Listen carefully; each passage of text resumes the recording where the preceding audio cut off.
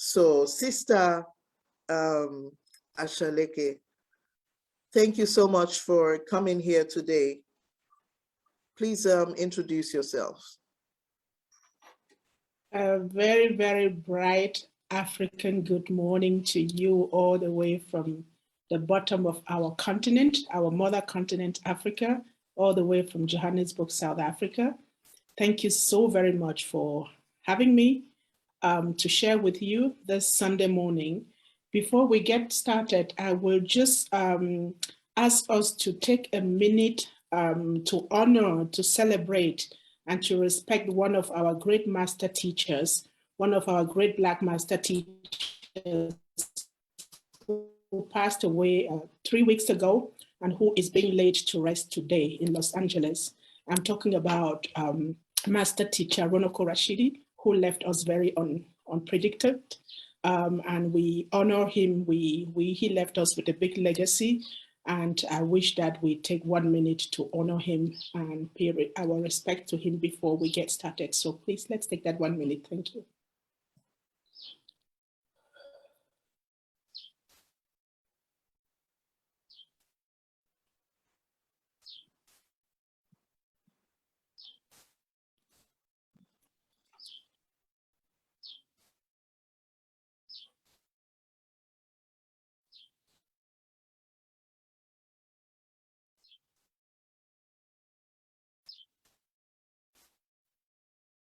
So thank you very much. May our brother be received by the ancestors.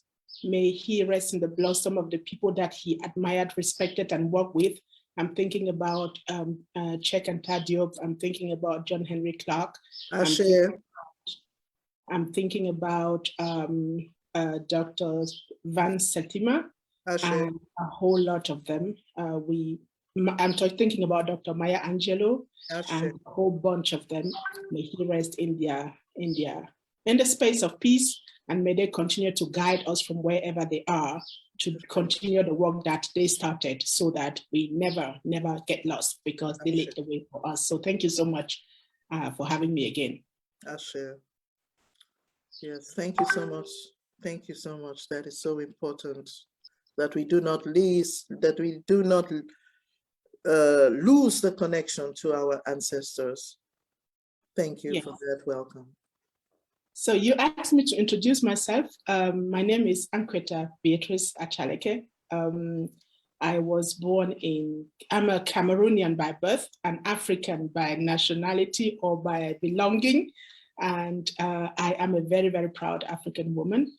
I'm a mother of 2 incredible kids. I am a serial author, publisher, and someone who is extremely passionate about African history, about us knowing who we are, not from our physical presence here, but going very far back and knowing who we are from within, so that we can shine without.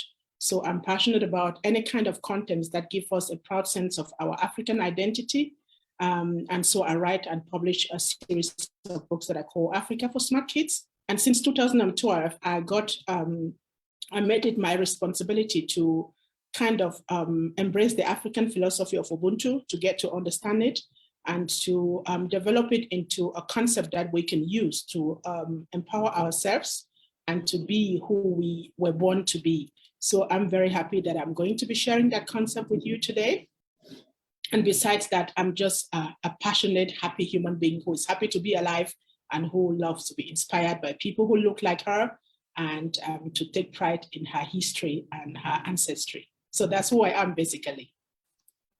Yes, thank you. And I think even words cannot describe who you are and what you mean actually to me, in the short time that we have met each other. I am really so, I feel as if I have got so much riches and blessings.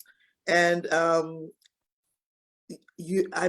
think that for all those of us who are trying to organize, who are doing the community work, who often look overseas, we see experiences from the States, but we seldom, here in Germany, we seldom see experiences that we can really relate to from Europe. Yeah, and you combine also with the African experience, our search for our own individual growth.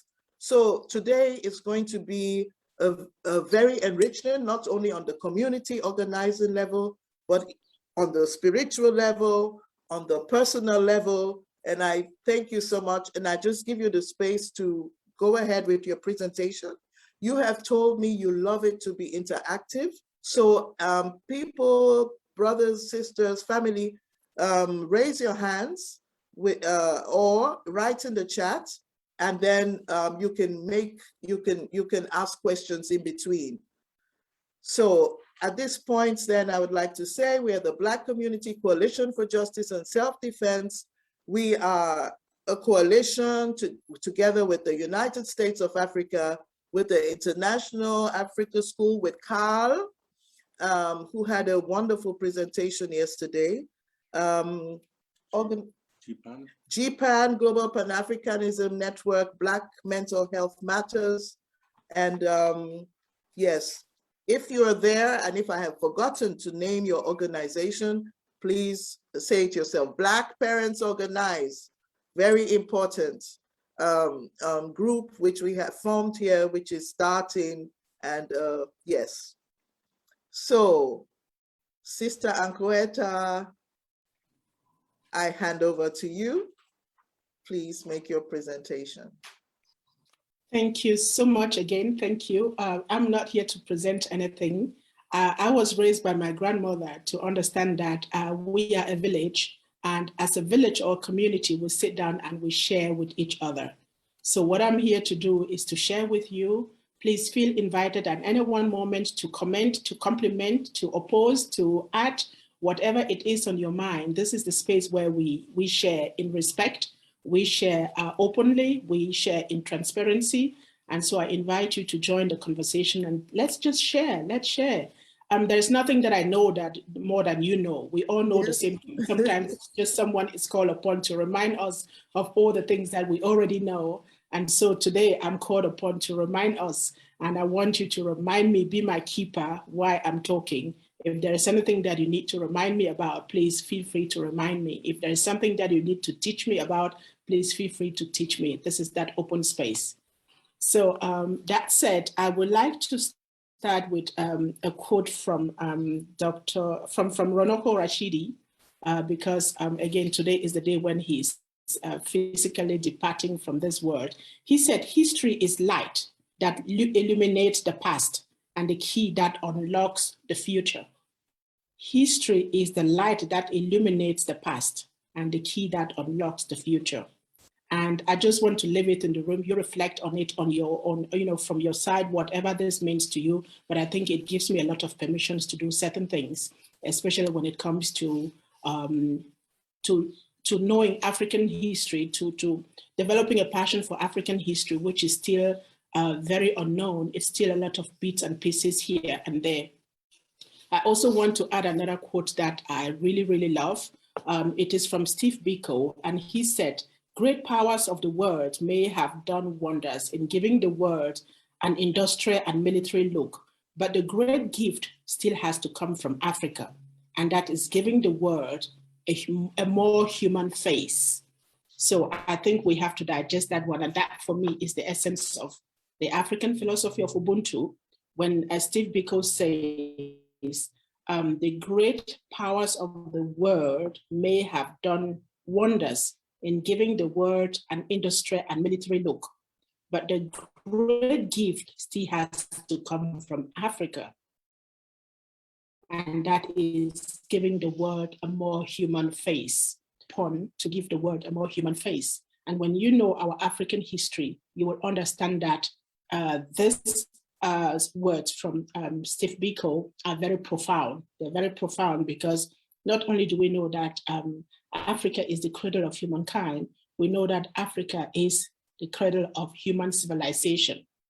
And if you read Check and Job, you read Dr. John Henry Clark, you listen to Dr. Ivan Setima, you listened to Steve Biko and a whole lot of other Black history master teachers. And when you know the work of Ronoko Rashidi, you will understand that it is so important that the face of humanity is in Africa. It is in every African. Sometimes we tend to forget it because we get faced with different challenges in the world. We are living in different contexts, and we tend to want to reduce ourselves to becoming who the environment that we are in demands of us as a survival strategy. And I hope that when we return, before we go to bed every day, and when we wake up every morning, that we remind ourselves that we are Africans. And as Africans, we are the cradle of humankind. We are the oldest species in the world. And that's the reason why other people come after us. So when we remind ourselves of this, I want us to remind ourselves that it is our responsibility to give the world a more human face in every small space that we are, whether it's our parenting our children, relating to people that are in our spaces, our co-workers, our colleagues, our friends on social media, our students, whatever we do. I wish that your presence reminds someone of a better face of humanity, and that they learn from you how to tap into their humanness. That said, I want to take us to the philosophy that is one of the oldest, which is the simplest in the whole world. It is called Ubuntu. So when you research everywhere, it says, I am because you are. It is an African philosophy that is at home in the southern part of Africa. But when you look closely at it, you realize that it is also in every part of Africa and the diaspora. It's sometimes just called by different names, but it all is something that tells us that we are human beings because of other human beings. We are here because we come from somewhere, and we are here. We are someone's children. So we have parents. Without our parents, we will not be here. Had they not come together and did what they did, you and I would not be here. And had their parent not done the same thing, they would not be here. So there will be no humanity, so to say. So we all come from somewhere, and that is who we are. We are interconnected. We are interconnected wherever we are. It doesn't matter how far we are apart, we are interconnected and interdependent on each other. If we have been doubting it, we know it at least since last year, since 2020 with the pandemic. The pandemic that started, they say it started in China. It did not take long until we all were in it. We were all in it. We are all quarantined. We are all locked down. We all wear masks. We have to sanitize. And you wonder, how did that virus go from Wuhan to engulf all the states in the world, irrespective of our skin color, our ethnicity, our gender, our level of education, our worth, whoever you are, we all are affected. And this reminds me of this quote from Steve Biko. It reminds me of the teachings of Ronoko Rashidi and John Henry Clark and Cheikh Diop, that everything started from here, but also that we are interconnected. Whatever decision that we make in whatever angle in the world affects every one of us. Whether we're white people being racist against Black people, it affects all of us. You can't hold someone a prisoner without being a prisoner yourself. The prison wards, where do they stay? They work in prison. So why they have to be there to keep you a prisoner? So whoever we are, whatever we do, it affects all of us. And I just wish that we are constantly reminded of that whether that decision be active, proactive, verbal, non-verbal, it affects all of us. And if we think before we take any action, if we think about this before we don't take any action, then it makes us more human. And this is the essence of the African philosophy of Ubuntu. It says that we are who we are because of someone. We get the job that we get because someone recommended us. We qualify for a job because someone taught us. Do we even know our teachers, people who have taught our lives right up to where we are right now? Do we remember them, whether it was good or bad?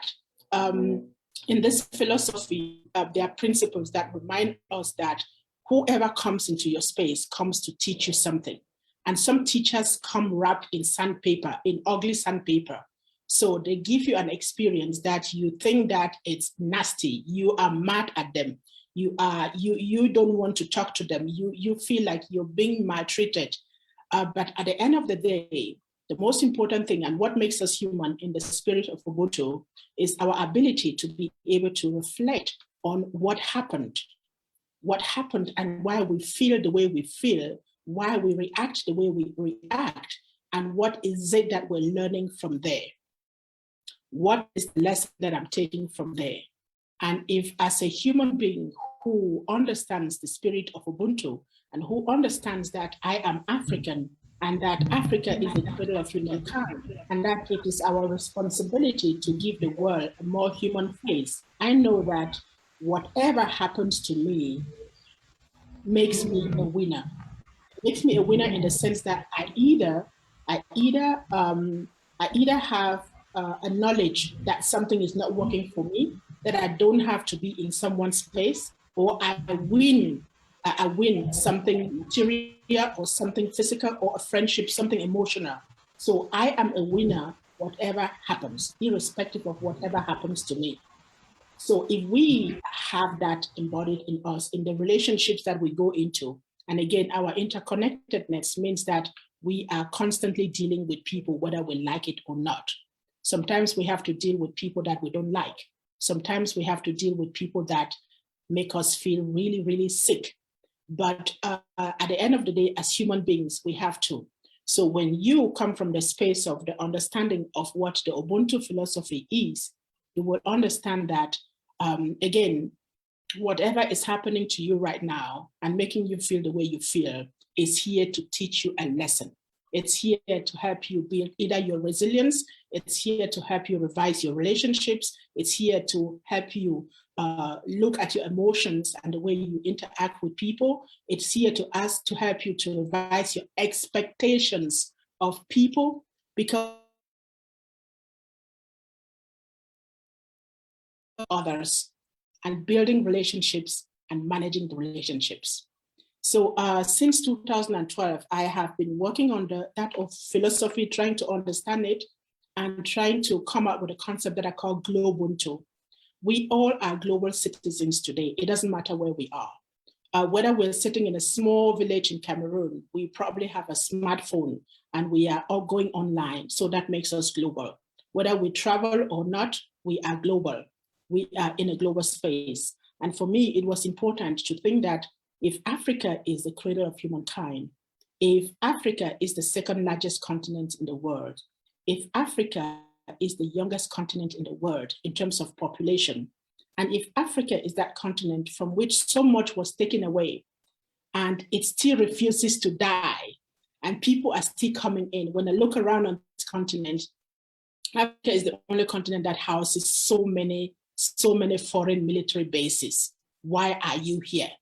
What do you want on this continent? What are you protecting? Why is your military here? If I look at Africa, this is the continent where so many human beings were taken away, hundreds upon hundreds of years to go build other nations that today are looked upon to be the so-called first world or most powerful economies in the world. So we built those economies. They came for our ancestors because they realized that civilization started here.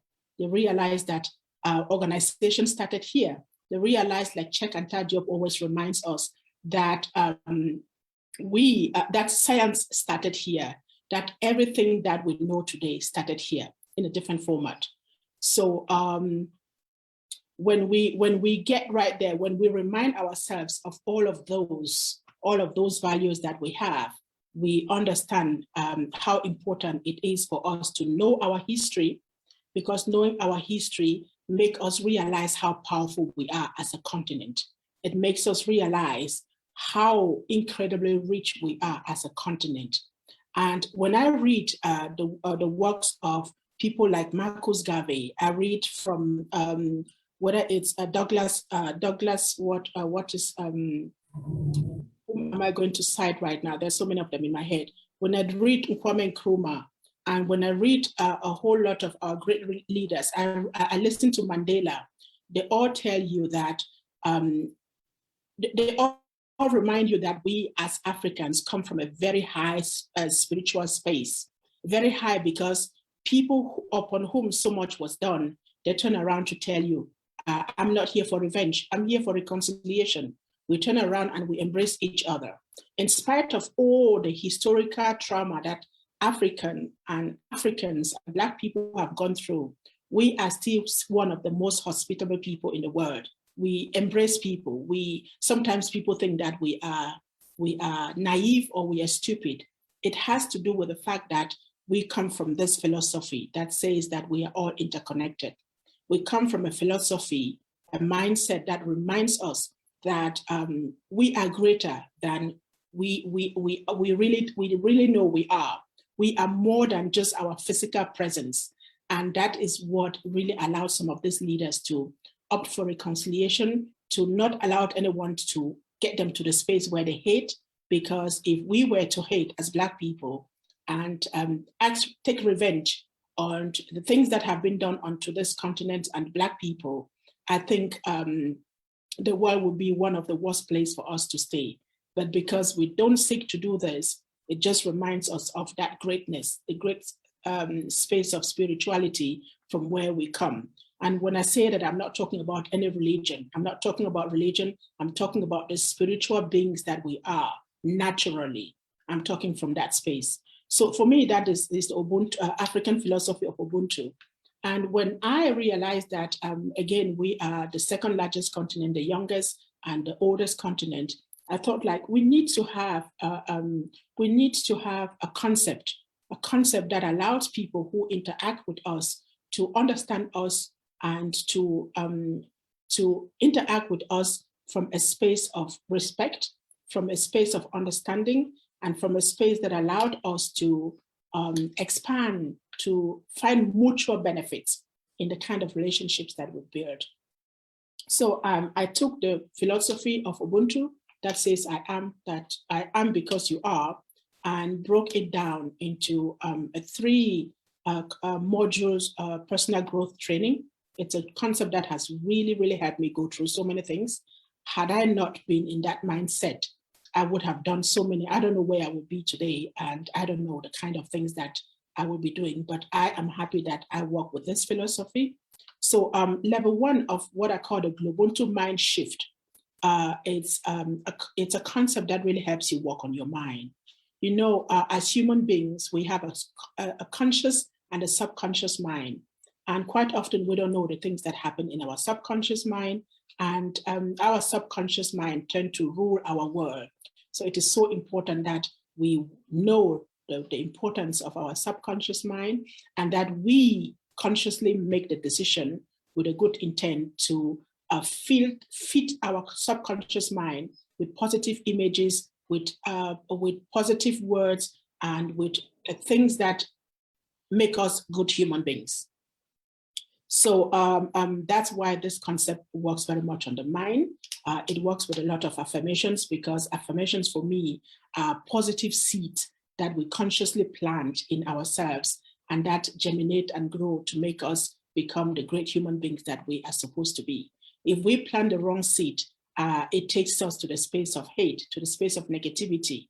The kind of life that we have becomes really, we have a negative life.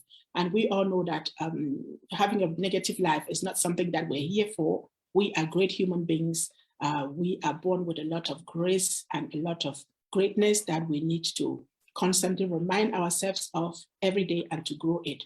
So this philosophy is broken down into 2 concepts, 2 modules. Level 1 is I am. So if I were to ask you the question, who are you? I guess you'll tell me your name. You'll probably go around to tell me all your physical attributes. But when I say, who are you really? And that's what we're talking about here. When we talk about I am, is one of the, I am is one of the most powerful words in the world. Is the most powerful affirmation in the world. I am, that's who you are. I am, so who are you? Do you know how great you are? Do you know where you come from? Do you know on whose shoulders you stand? Do you know your history? Do you know your ancestry? Do you know your greatness? Do you know your gift? Do you know what goes on in your mind? What is it that you know about you? So this is, when I work with this module, I really help people to look at themselves beyond their physical presence, beyond their accolades, beyond their, whatever people say that you are. You go inside of you and you find who you are from within, and then you manifest it, you bring it out, because that is what makes you great. That is what helps you to become that African whom Steve Biko says will have to give the world a better face, a better human face. So we go into you and we help you to find you. That's what this concept does.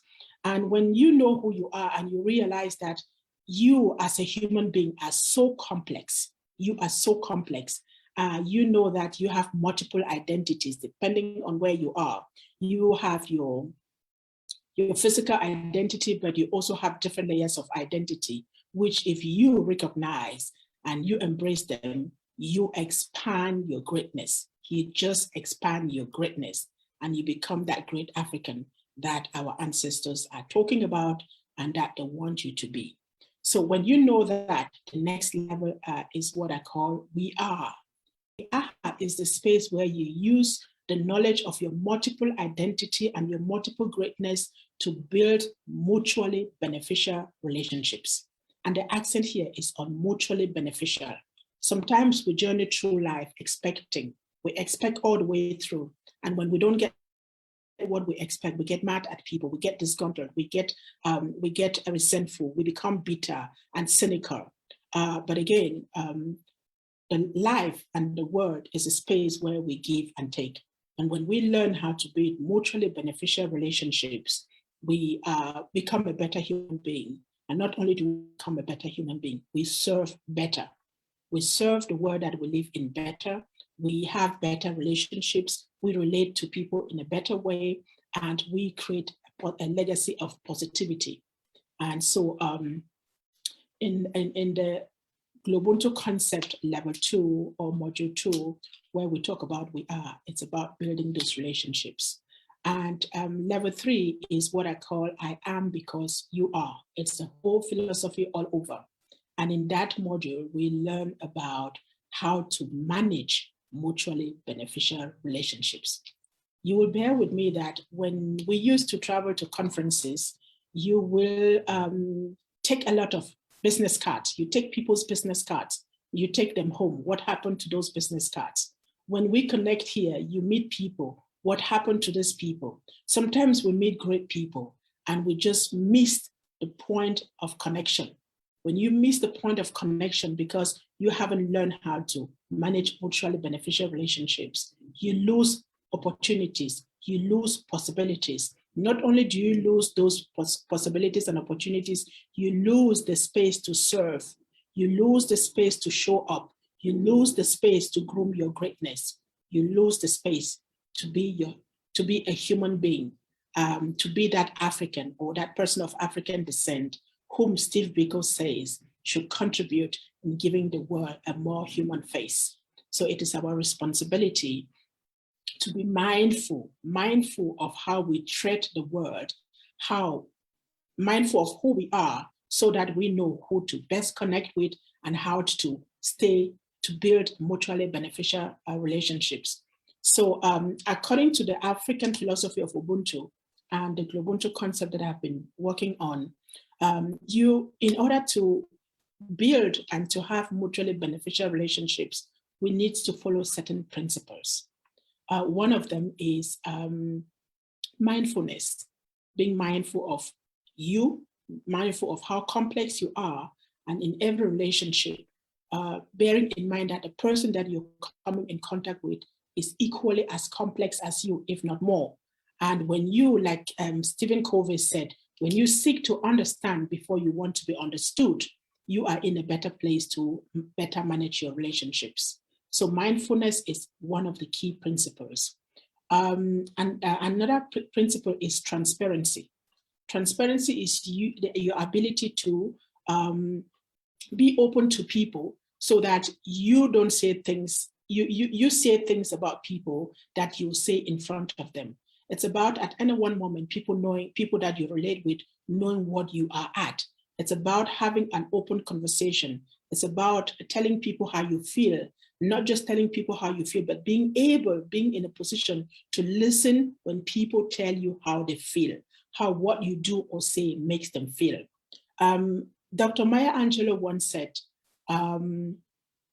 people will forget what you said to them, but they will not forget how you make them feel. It's all about feeling.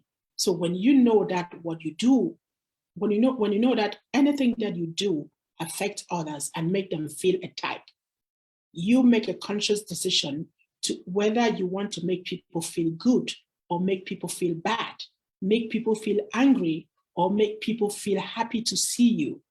So it's a conscious decision that you make, and that comes under the principle that I call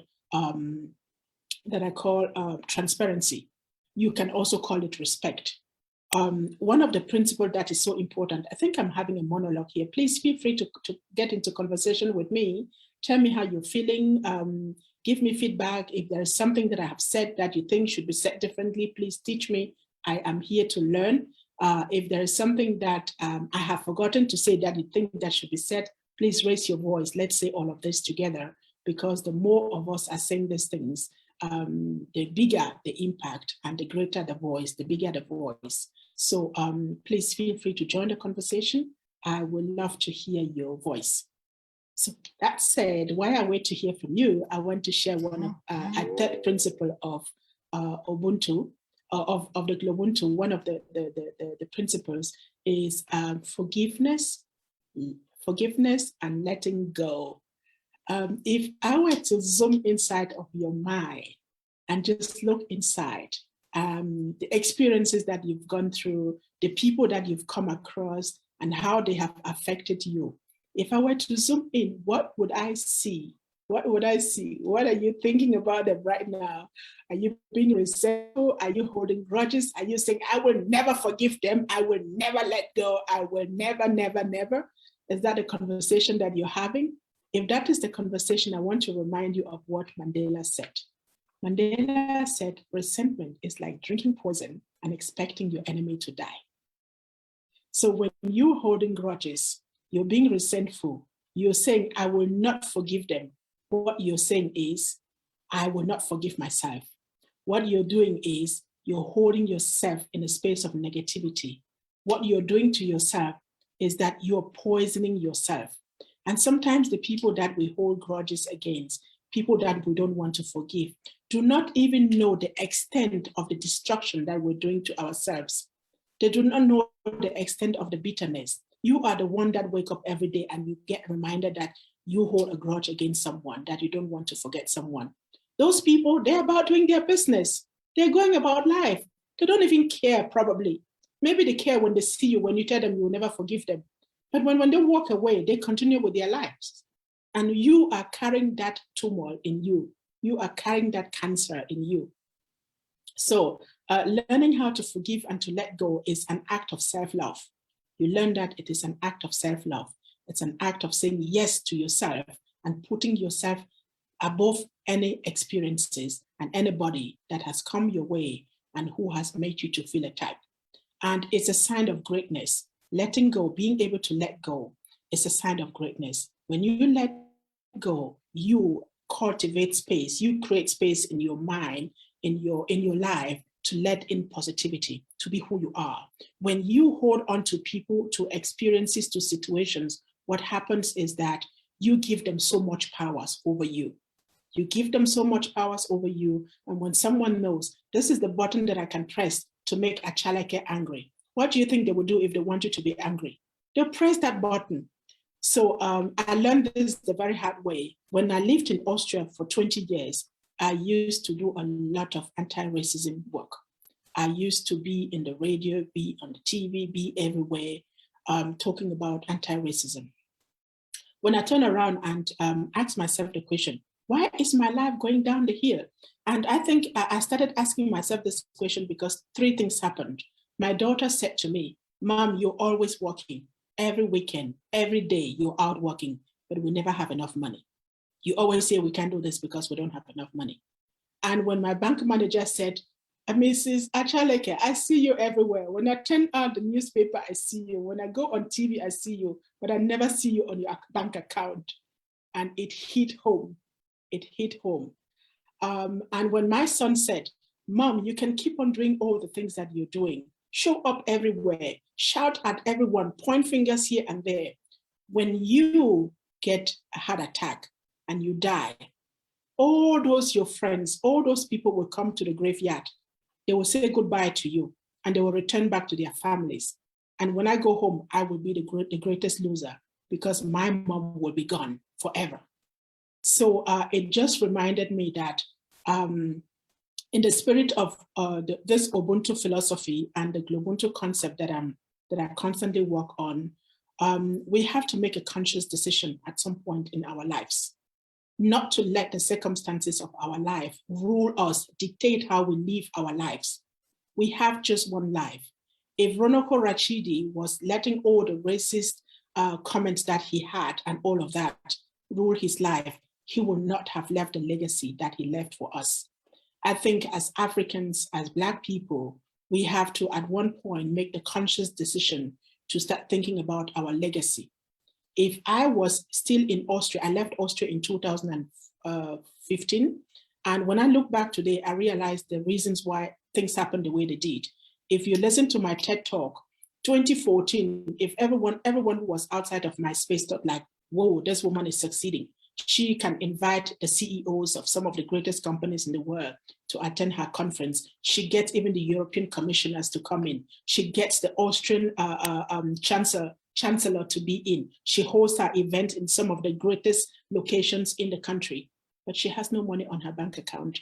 And the reason why she does that is because she wants to constantly justify to people that she can.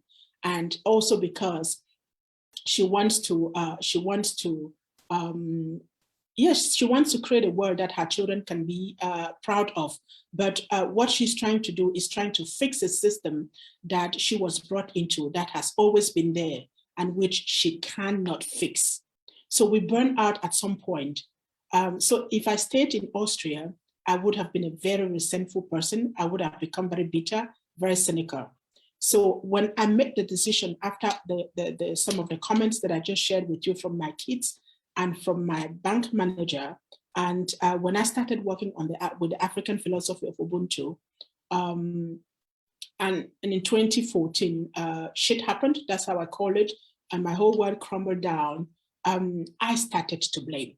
I started to blame the system, blame everyone around me for me not being me, for them not giving me a chance, for me working so hard and not getting the money that I should be earning. But something reminded me, I think it was the awareness of this philosophy, that I own my life.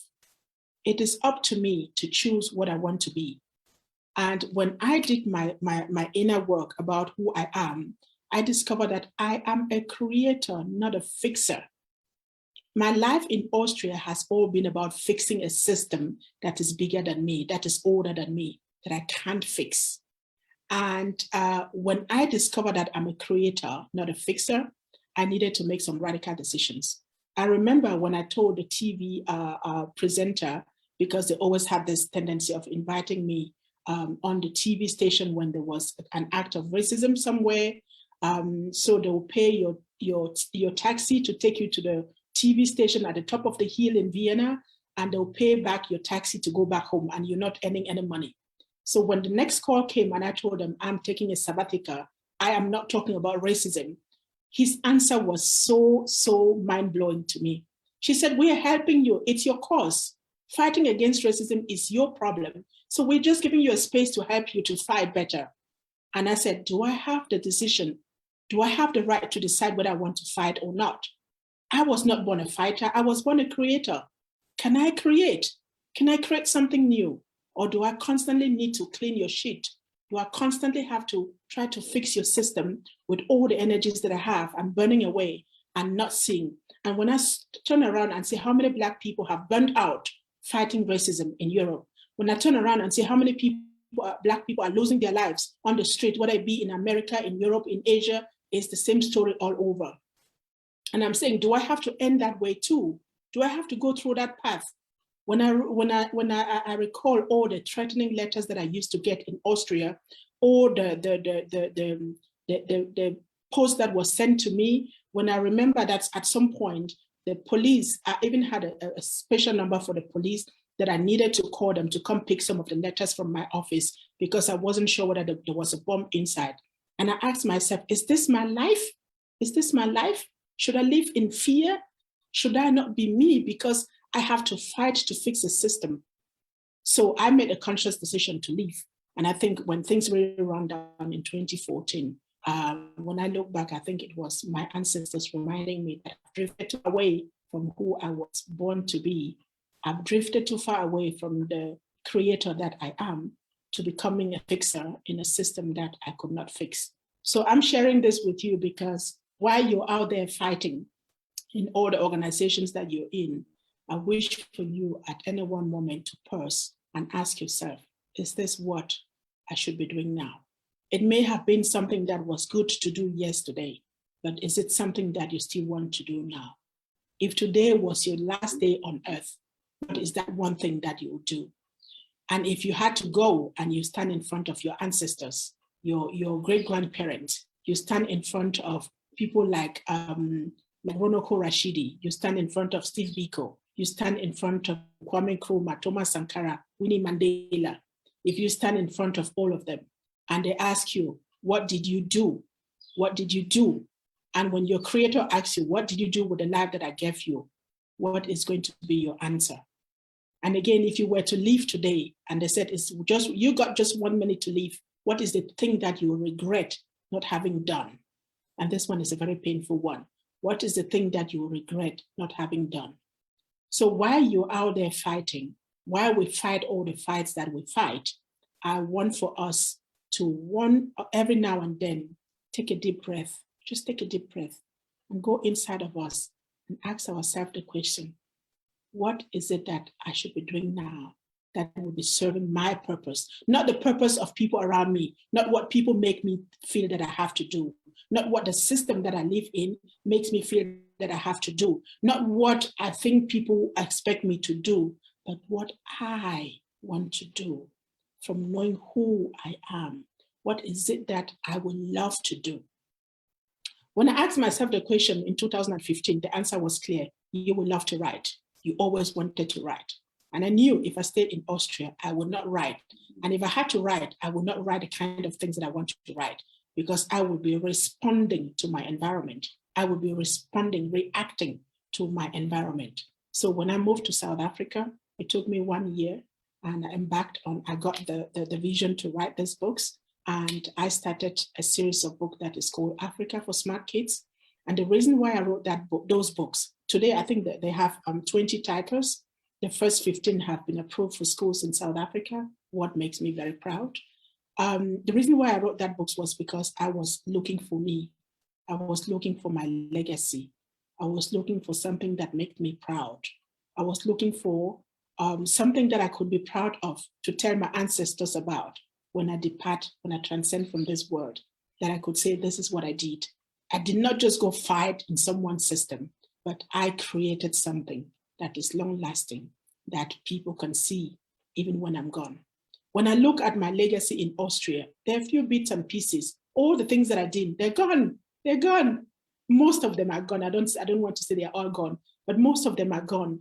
And so when you're working in a system where you're constantly fighting, I wish for you to pause and ask yourself the question, what is the legacy that I want to leave behind?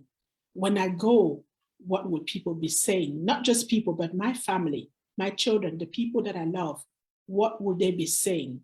What do I want them to say was my legacy? What is going to be my blueprint? And with that, I think the answers that you get when you ask yourself that question will tell you clearly and give you the serenity and the permission that you may need to sometimes focus on the things that you think that you can do effortlessly and which give you joy, things that make you be happy to be alive, things that make you not always fight. We were not born to be fighters.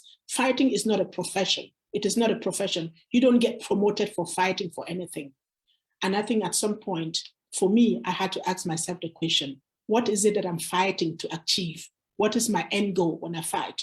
And the answer was happiness, was harmony. And I asked myself, okay, what is it that I need to do to have that happiness in me? Because if I'm not happy inside, I can't make people happy outside. It starts with me. So when I asked myself those questions, it made me to comfortably take some very uncomfortable decisions. And one of them was leaving my kids behind and moving to South Africa. In spite of all the odds, I moved here with 2 suitcases and 1,800 euros in my pocket, with the determination to succeed in Africa no matter what. I know my friends in Austria have been saying, they keep saying, some of them have given up because they said, you come back after 1 year, you come back after 2 years. Are you still happy in Africa? Are you still determined to stay there? I said, I come from here. This is where I am. It doesn't mean that I live in paradise. Challenges are everywhere, but I will rather take the challenges from here than going back into a system that makes me become who they think I should be, not who I want to be. Yeah. And so exactly. Exactly. Sorry, you're going to continue, but what you're saying is resonating so much, you know? And because the question also is when we come to the concept of Ubuntu, the humanness, and we're thinking about what you just said about forgiveness. I feel sometimes it is confused because we remain in a violent society. We try to adjust to and fight systems that were never meant for us, that are functioning the way it is meant to function. So while we are busy with the anti-racism and the anti-liberation and everything, anti-colonial struggle, we cannot do that within a corrupt system.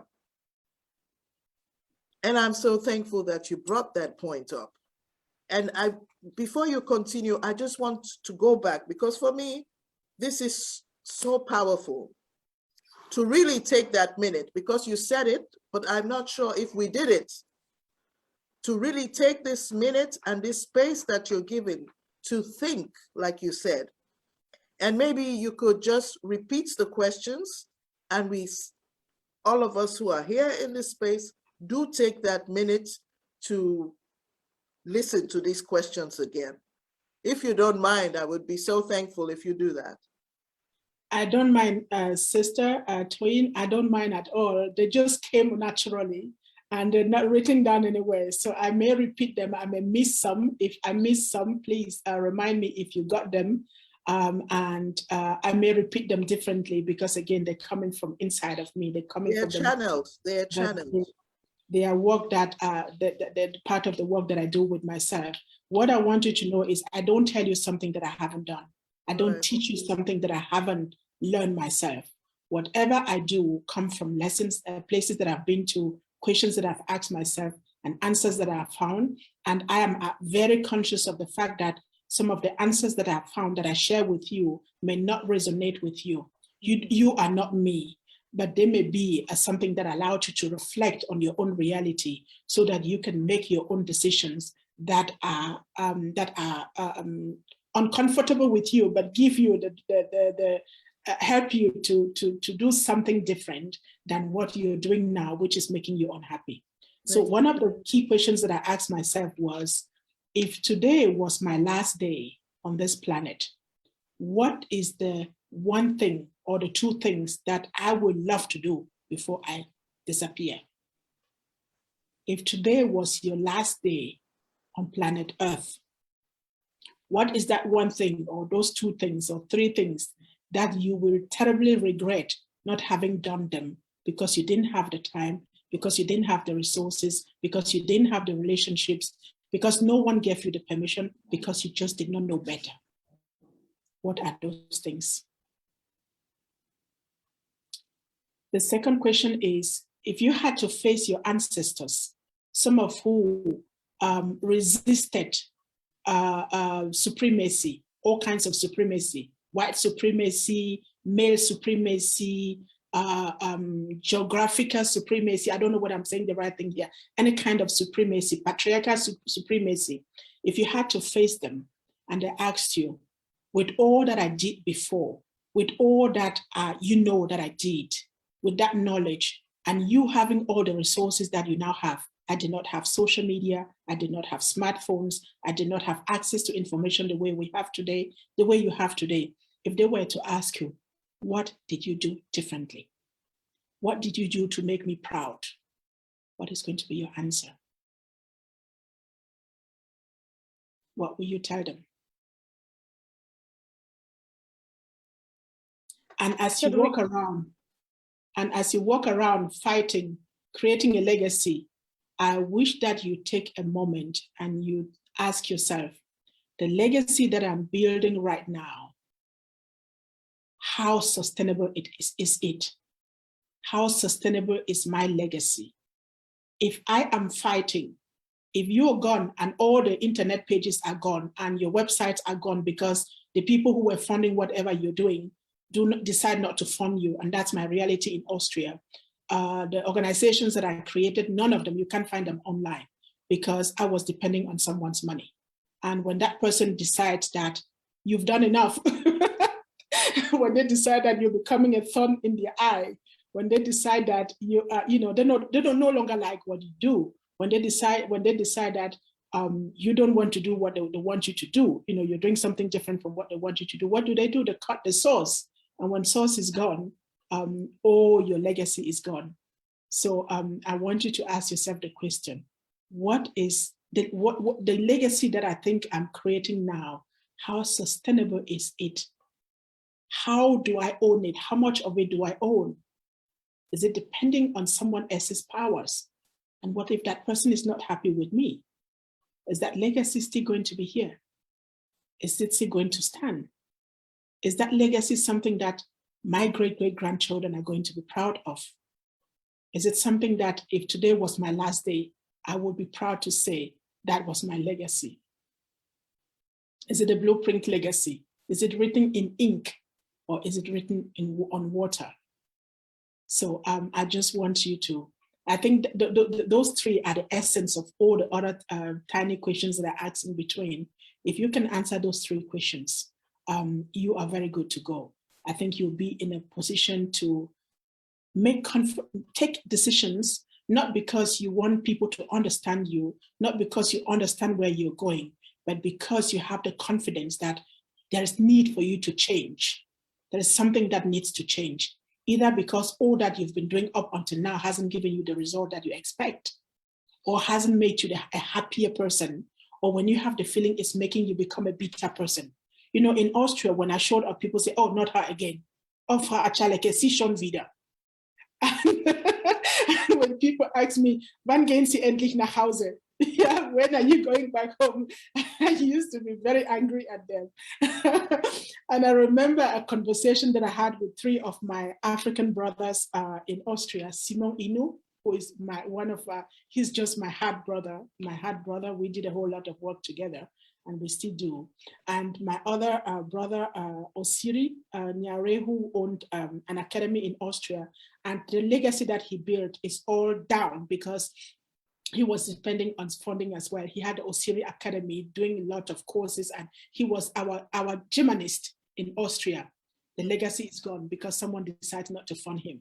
And then there was my other brother, Camden Emmanuel, who is in Graz doing Chala Africa and doing putting all his energy in and getting older as all of us do. And when I look at his legacy, I'm saying, what is left?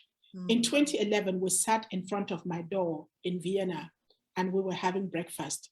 And Camden was saying, sister, I go back to Cameroon every year because I'm trying to build a legacy there. I'm trying to create my programs. And Osiris said, I just went to Ivory Coast for the first time. I'm trying to set up something. And I, sitting here, I was like, what are you going there to do? My children are here. They were born here. I'm going to die here. My legacy is here. I've lived here for 19 years, and all that I am is here. I had all the excuses. And it made sense to me. And I said, I've won this award and that award, and my clientele is here. Whom am I going to be talking to in Cameroon? No one would know me right there. And what did I say? And I said, I'm going to go to the mayor and ask for my Ehrengrab, my grave of honor, so that when I die, I know what I'm going to be put in. I was compromising. I was, and that was the moment when things started going wrong for me. And I think my ancestors said, wrong, you've gone too far. That can happen. So in 2014, stuff happened. In 2015, within 6 months, I made the decision to radically move, leave my children behind. My son had just been diagnosed with diabetes. And I just lost a brother in the US who I couldn't go home for the funerals. And I had no money. And I had to move to a country that I did not know, but I just knew I had to. The call was so strong, I had to. So when I look back, all this, my 3 brothers who were making preparations to return, they're still in Austria. Where is Achaleke? She left. And had I not left, I wouldn't have written the 19 books that I've written. I wouldn't know the African history as much as I know today. I wouldn't be the happy, self-confident woman. I'm not saying that things are all the best here, but I am in a space where I can just be me, not fight, not try to fit into the shoes that someone has created for me, not fight so hard to be who I think people want me to be. I'm in a space where I can just be. And I wish for you listening that you find that space for yourself, irrespective of where it is in this world. I wish for you that as a Black person, as a Black queen, a Black sister, a Black brother, a king that you are, that you find that space where you can wherever it is, that you can just be you and not have to fight, and not fear that people will judge you because you're not fighting, not think that people will say you're a betrayer because you're no longer doing what they expect you to do or what you used to do. It is your life, and you decide what it is that you want to do, how you want to live that life, and the legacy that you want to leave behind. If you want to live a life of wanting to be a people's pleaser, wanting to be seek for validation outside of you, you will probably live a very unhappy life. And the truth, like my son reminded me, is when all the people that you've been pleasing, the highest they will do is come to the graveyard. The highest I'm doing now is I just lit a candle before we started for Ronoko Rashidi. But the fact is, he's gone. The people that miss him the most are his immediate family. Yeah. And so sometimes when we make decisions, I wish for us to pause and ask, if this is what I'm doing, what impact does it have on my children, especially those of us who are parents? Our children only have us as parents. They may have grandparents, they may have cousins and aunties and extended mothers and fathers, but we are their direct connection. They came outside of us. And if at any one time we think that what we're doing is something that will make them uncomfortable, when we think that the legacy that we'll leave behind will affect them in any way, when we think that if what we're doing may lead to unprecedented death, that we may exit this continent, this earth, this planet too early because we are in a space that keeps us in a space of anxiety, fear, fight, and all of that, then we need to pause and ask ourselves the question, how will my children feel? If I were my children, what would it be? And maybe it is a time to sit down and have a soul-to-soul, heart-to-heart conversation with your children and ask them, what is it that they want? And ask them how they want you to be, to show up in order for them to continue to have you, in order for them to be proud of you. And I had conversations with my children. The things that they said were not always pleasing to my ears, but they had a way of saying it. And the moment I started listening to them, things became easier. a lot easier. Sometimes we think that we have to prove to our children that we are the elderly people and that we have it all, that we know it all. Our children are our best teachers, and it is so important that we listen to them, irrespective of how old they are. The younger they are, the better teachers they are for us. So I wish that you get into a space where you can tap into that wisdom, that unpretended wisdom, that natural wisdom that our children still have before they get to the stage where they become contaminated. Exactly, and really, like I said it again, this is all in the spirit of Ubuntu, and just to show how we are connected. Exactly, that was the topic which I had with Sister Apathy, and the events, the next, not even an event, the ongoing activity which we will be doing is called Let's Talk, Conversations in the Black Family. And that exactly is it, bringing our children into the space and listening to them. Yeah. Because I found also we are so disconnected from their generation, you know, from their perspectives, from how they do things. And this is so important that you brought up that point. We've reached the first half of the meeting today, and we're going to stop the live stream in a few minutes and take a break, just a short 10-minute break. But before we do that, I want us to go back to what you said. What you said, to imagine that you put everything down which you had built, the material things, basically, and decided to go to South Africa. You trusted in the continent and went to a place, a country where you don't have any family there.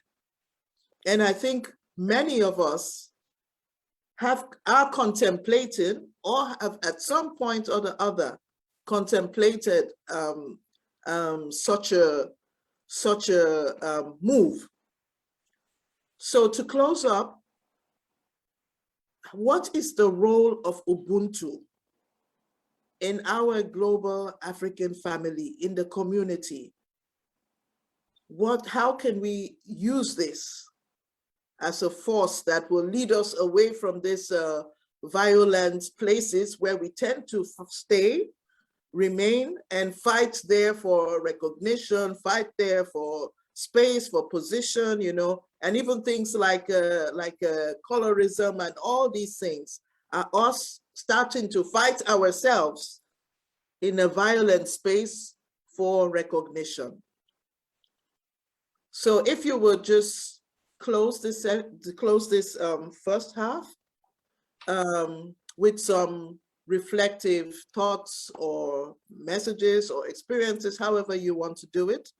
And then after that, we will take the break and stop the live stream, and we come back again for intimate discussions.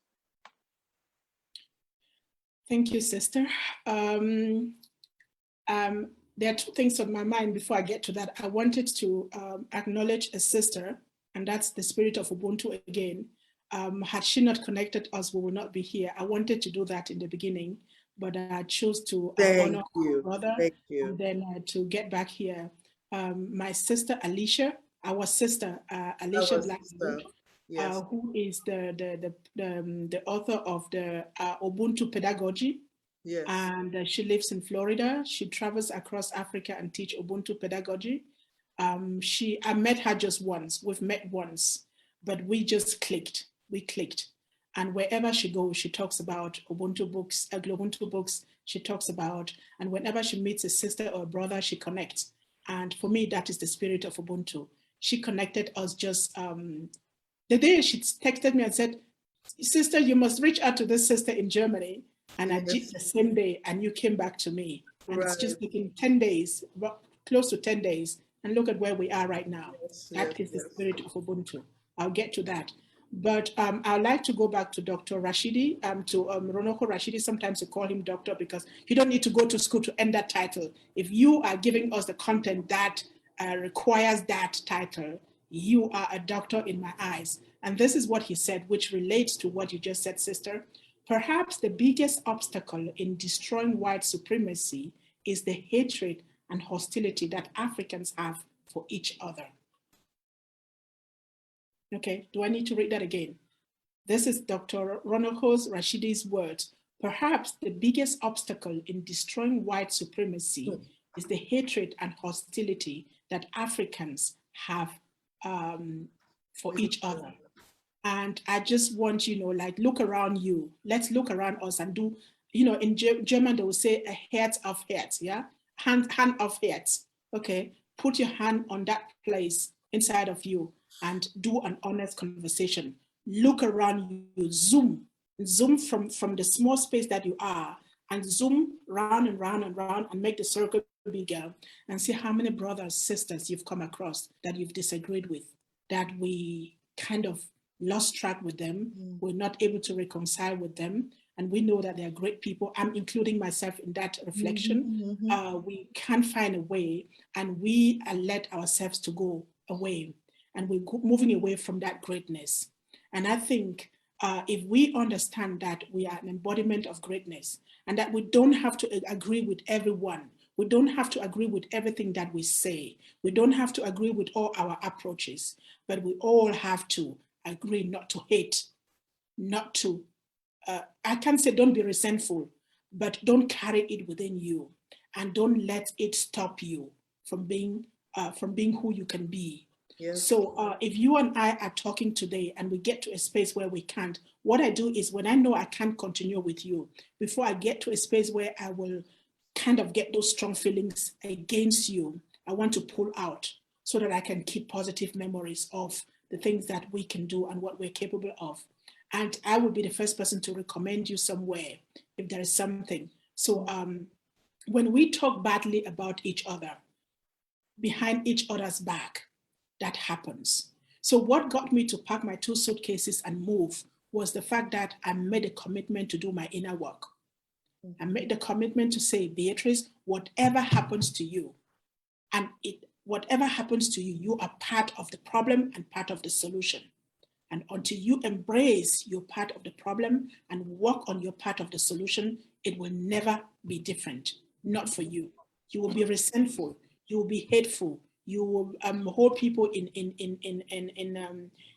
a bad space in you, and that's not who you want to be. I also told myself one thing, doing your inner work means that you let people and places go, not in resentment, but because you want them to grow and because you want to grow. It taught me that I have to make fun of myself, use my own mistakes to teach. Dr. Maya Angelou said, when you learn, teach. When you learn, teach. So use my own lessons to teach, to teach, but also to give people the permission to be. And doing my inner work means that I had to come to terms with myself to say, we may agree today and disagree tomorrow. We may go different, we may part ways. It is better to part ways than to keep in the same space and fight one another. And I made the commitment that I will not fight a Black sister, no matter what you do to me. I will not fight a Black brother, no matter what you do to me. Yes, I will be angry. Yes, I will be in pain. Yes, I will be, but I will do my inner work to let it go bit by bit, whatever it is that I'm feeling, because I am part of it. So I look for my part and I try to work on that. And so if you're contemplating moving, you're contemplating taking some decisions, there is one thing that really helped me in the process of self-reflection. It was, how on earth do I think that I could be my best, my best masterpiece in the context of the same people that enslaved my people and that are still colonizing my continent and that are having racial things, racial whatever it is that I'm fighting every day. How do I think that I can be my best in that circle? If I can be what I was there, then I can be 10,000 more in Africa. And not because Africa, again, is paradise, because we have to make that commitment to stop pointing fingers at Africa, but rather to ask Africa, what is it that I can do? We have to make the commitment to stop exposing ourselves, washing our laundry in public. Europe is not a clean society. America is not. Corruption is everywhere. But how is it that when we talk about that, we all turn about to Africa? And we Africans are the first to point fingers. And we think that by pointing fingers, we make ourselves better Africans. Sometimes because we think we've been abroad. I'm now a better African because I've been abroad. And I said, brother, sister, come home. Get back real, get real, and find out who you are. Ask your ancestors to guide you. What is it that you should be doing? When I came to South Africa, I came with a suitcase of ideas. I wanted to do mentorship. I wanted to do all kinds of stuff. None of those worked until the moment when I surrendered and I said, okay, I'm not here because I've been to Europe and I think I know what Africa needs. I'm here because Africa has what I need. So what is it that it is? I want to know. I'm ready to know. I'm ready to learn. So I went through some very, very nasty situations here, but I took that as my learning lesson, not the reason for me to turn back and run back to Europe. So you have to make a commitment. You have to come to terms with yourself and tell yourself, no matter what happens, I am going to make this work. And when you affirm yourself through that conscious decision, things work out for you. Not as fast as you think they may. They may come from different directions, show up in different ways that you did not anticipate. I did not anticipate my books to be read in schools in South Africa. It just fell on my lap, very unexpected. So when you make that conscious decision, you activate all your senses. And that's what part of my old Ubuntu concept, activating your senses to be receptive, to be open and receptive from all the directions, even those that you don't know. Because sometimes we place an order, when it is being delivered, we're busy talking about the order and we're placing more orders and we fail to receive when the orders are delivered. So I don't know if I answered your questions with that. Yes, you did. You did. Thank you so much. Thank you. So welcome. At this point, again, I say thank you to all those who are watching the live stream. Please share this knowledge, share this among your family,